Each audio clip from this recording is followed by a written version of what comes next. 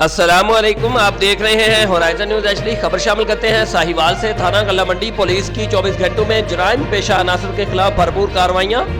S H O تھانہ غلہ منڈی زمان رشید وٹو کی ہدایت پر چوکی انچارج سب انسپیکٹر ظفر خان تھانہ غلہ منڈی کی جرائم پیشہ عناصر کے خلاف بلا تفریق اور بلا خوف و خطر کارروائیاں جاری۔